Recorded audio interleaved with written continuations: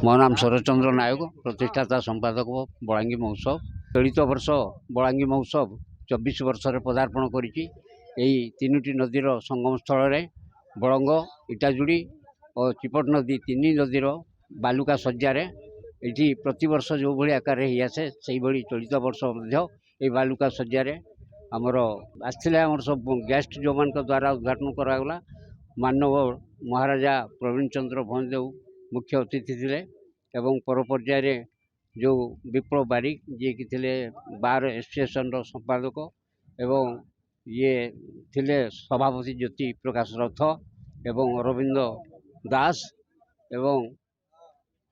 तोरई सार जड़े लॉ कॉलेज लेक्चरर तोरई सार विभिन्न लोक भागवत पंडा इत्यादि आम समस्ते बसी केवल आलोचना करूँ कौ भली भाव में आसंता वर्ष पुणी आउ थे 24-25 वर्ष पदार्पण कर